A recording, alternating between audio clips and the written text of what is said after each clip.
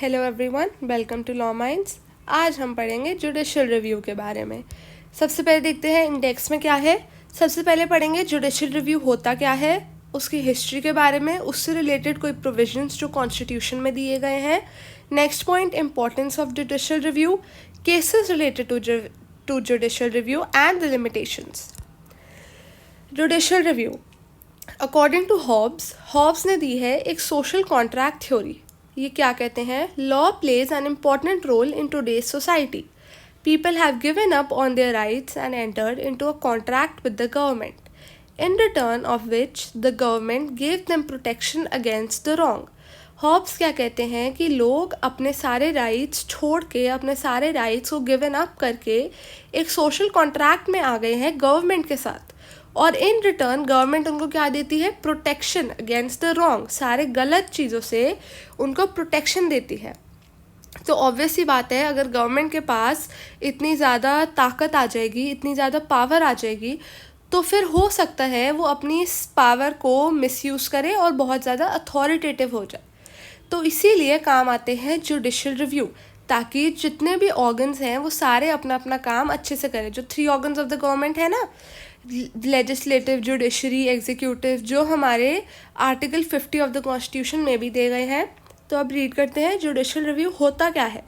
Judicial review is the process by which the government declares any law which goes against the constitution as void.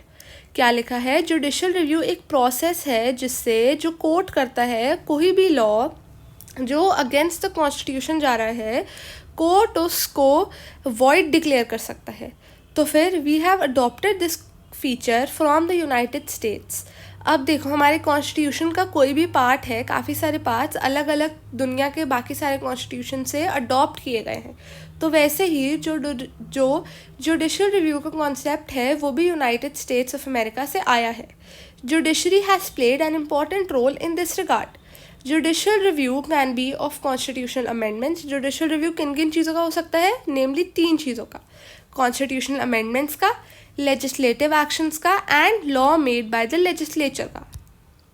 अब इसी judicial review को back किसने करा है? Article 13 of the Indian constitution ने।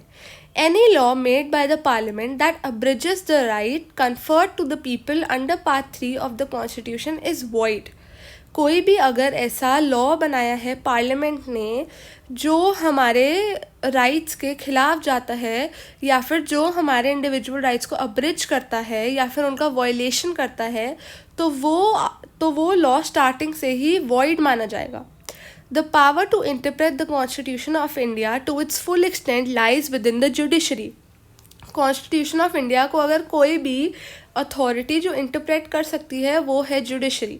Entirely पूरी interpretation judiciary पे ही डाली गई है। It is the protector of the constitution of India. क्यों? क्योंकि जुडिशरी प्रोटेक्टर है हमारे कॉन्स्टिट्यूशन का। अब इसकी हिस्ट्री के बारे में आते हैं। The doctrine of judicial review was originated and developed in the United states of America. It was propounded for the first time. ये कब सबसे पहले लागू हुई थी? प्रोपाउंडेड कब सबसे पहले फाउंड हुई थी? Famous case of Marbury versus Madison. कौन से साल में? 1803 बाय जॉन मार्शल, जो कि था उस टाइम का chief justice of the American supreme court. अब आते हैं प्रोविजंस के बारे में। Both the Supreme Court and the High Court have the power to exercise this judicial review. दोनों ही सुप्रीम कोर्ट और हाई कोर्ट दोनों के पास पावर है जुडिशियल रिव्यू को एक्सरसाइज करने का। और ये कौन से आर्टिकल में दिया गया है? Article 32 and 226 respectively. एक बार दोनों आर्टिकल्स को रीड कर लेते हैं। While Article 32 provides that a person can approach the Supreme Court for any violation of or infringement of his or her fundamental right. कोई भी इंसान सुप्रीम कोर्ट को अप्रोच कर सकता है अगर उसे लगता है कि मेरे फंडामेंटल राइट्स का वायलेशन हुआ है या फिर इन्फ्रिंजमेंट हुआ है। सेम तरीके से आर्टिकल 226 भी यही पावर देता है हमको हाई कोर्ट पे जाने के लिए। अब लिखा है judicial review can be done over laws formulated by the state and the centre. जो ये जुडिशियल रिव्यू है ये उन लॉज पर भी हो सकता है जो स्टेट ने बनाए हैं और उन लॉज पर भी जो सेंटर ने बनाए हैं। अब नेक्स्ट आर्टिकल है आर्टिकल 251 एंड 254। ये दोनों आर्टिकल क्या कहते हैं? They state that if any law made by the state legislator prove to be objectionable against the law passed by the parliament, either after or before the state regulation, the law made by the parliament shall prevail. अगर state ने कोई law बनाया है और parliament ने कोई law बनाया है तो फिर जो पार्लियामेंट का लॉ है वो ही प्रिवेल होगा, सेंटर पे ही ज़्यादा पावर आएगी. नेक्स्ट है some constitutional provisions in India related to the judicial review are. अब ये कुछ आर्टिकल है जो जुडिशियल रिव्यू से रिलेटेड है. आर्टिकल 13, आर्टिकल 32, 131 से 136, article 143, 145, 226, 245, 246, article 251 and article 372 and many more. अब है इम्पोर्टेंस ऑफ जुडिशियल रिव्यू. हमारे लिए जुडिशियल रिव्यू इतना इम्पोर्टेंट क्यों है? To uphold the principles of the supremacy of the constitution, ताकि जो कॉन्स्टिट्यूशन के प्रिंसिपल्स हैं कि कॉन्स्टिट्यूशन सुप्रीम है वो उसके प्रिंसिपल्स को अपहोल्ड कर सके. एंड ऑफ द डे का चाहे कोई भी लॉ बन जाए कॉन्स्टिट्यूशन ही सुप्रीम रहेगा. Second point, to protect the fundamental rights of the citizens. Judicial review कब काम आता है? जब हमें हमारे फंडामेंटल राइट्स को प्रोटेक्ट करना होता है. Third point, it safeguards the independence of the judiciary. Judiciary independent रहे और जस्ट और फेयर जजमेंट पास कर सके, इसके लिए भी बहुत ज़्यादा जुडिशियल रिव्यू इम्पॉर्टेंट है. Fourth point, it protects the basic structure of the constitution. Judicial review क्यों इतना ज़्यादा इंपॉर्टेंट है? ताकि जो हमारा basic structure of the constitution है वो ही रहे और वो चेंज ना हो सके किसी भी तरीके से. अब है cases of the judicial review. अब हम पढ़ेंगे कुछ केसेस जो जुडिशियल रिव्यू से रिलेटेड है. सबसे पहला केस है केशवानंद भारती केस. ये सबसे ज़्यादा फेमस केस है और सबसे कॉमन और इम्पॉर्टेंट केस है जो सभी को पता होता है. एक बार रीड कर लेते हैं. In Keshwananda Bharti versus State of Kerala, a challenge was made to the 24th and the 25th constitutional amendment. दोनों ही amendment ये 1971 में हुई थी. A 13-judge bench was formed to attend the case. With a 7:6 ratio, the court deducted that. अब इस case के बाद constitution में मेन 3 चेंजेस आए. अब ये 3 चेंजेस क्या थे? Article 368 of the Constitution provides the President with the power to bring about changes in the Constitution. इससे पहले क्या था कि जो प्रेसिडेंट है उसके पास, प्रेसिडेंट ऑफ इंडिया के पास इतनी पावर है कि वो हमारे कॉन्स्टिट्यूशन को चेंज कर सके. बट ये प्रेसिडेंट को काफ़ी ज़्यादा पावर दे रहा था, तो इसीलिए इस आर्टिकल को हटा दिया गया, रद्द कर दिया इसको. Second, ordinary law and constitutional amendments are not the same thing. जो ऑर्डिनरी लॉ बनते हैं और जो कॉन्स्टिट्यूशन में कोई अमेंडमेंट आता है, कुछ चेंज आता है, वो दोनों सेम चीज़ें नहीं हैं, वो बहुत ही अलग और वास्ट चीज़ें हैं. Third point, the core structure of the constitution can not be toppled with और अमेंडेड बाय द पार्लियामेंट. जो कोर स्ट्रक्चर है हमारे कॉन्स्टिट्यूशन का, जो बेसिक स्ट्रक्चर है हमारे कॉन्स्टिट्यूशन का, उसे अमेंड नहीं किया जा सकता. पार्लियामेंट उसको ना ही अमेंड कर सकता है, ना ही हटा सकता है, ना ही टॉपल कर सकता है. सेकेंड केस है Indira Gandhi case. In Indira Nehru Gandhi versus Shri Raj Narayan in 1975, the then Prime Minister of India, Indira Gandhi, was held guilty proof करा गया हमारे उस समय के प्राइम मिनिस्टर को, जो कि थी इंदिरा गांधी. किस चीज़ से guilty? Of electoral malpractices by the supreme court. जी हाँ, अगर सुप्रीम कोर्ट को लगता है कि अगर हमारी लेजिस्लेटिव या फिर हमारा प्राइम मिनिस्टर भी अगर कुछ गलत कर रहा है तो वो उस पर एक्शन ले सकते हैं. Third case, Shankari Prasad case. In Shankari Prasad versus Union of India in 1951, a challenge was made to the First Amendment Act of 1951. एक challenge दिया गया First Amendment Act को. किस ground पे? On the ground that right to property was restricted. The Supreme Court denied such an argument and stated that this could not be executed since the fundamental right under Article 13 cannot be curtailed. मतलब right to property को fundamental right से तब हटा दिया गया.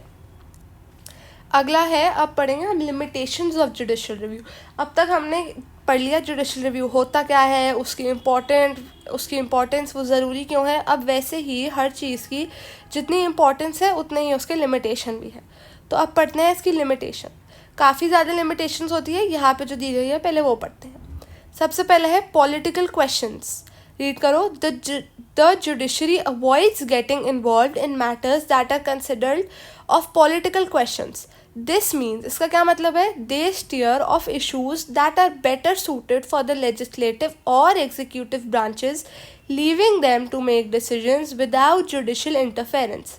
अगर कोई भी लॉ है या कोई भी चीज़ है जो बहुत ज़्यादा ही इंटरफेयर कर रही है, कोई भी चीज़ है जो बहुत ज़्यादा पॉलिटिकल है और जो लेजिस्लेटिव और एग्जीक्यूटिव के विद इन द रेल्म, उसके रेल्म में आती है, तो फिर जुडिशरी ज़्यादातर टाइम उसे अवॉइड करने की कोशिश करती है, उस इशू से स्टीयर क्लियर रहने की कोशिश करती है, वो उससे दूर रहने की कोशिश करती है जो बहुत ज़्यादा पॉलिटिकल है और जो बेटर सूटेड है लेजिस्लेटिव और एग्जीक्यूटिव के मामले के लिए, ताकि वो जुडिशल इंटरफेरेंस ना कर सके। जैसे कि अभी हाल ही में सेम सेक्स मैरिज का केस चल रहा था, तो उसमें भी हमारे CGI ने कहा कि ये जो मैटर है सेम सेक्स मैरिज का, अगर हम इस पर डिसीजन लेंगे तो ये लेजिस्लेटिव के दायरे में आने पे होगा, तो इसीलिए, और उन्होंने बोला ये लेजिस्लेटिव का काम है, हमारा काम नहीं है, अगर हम इसका कोई डिसीजन लेंगे तो हम लेजिस्लेटिव को ओवरस्टेप कर देंगे, तो इसीलिए उन्होंने इसके दूर रहने के लिए ही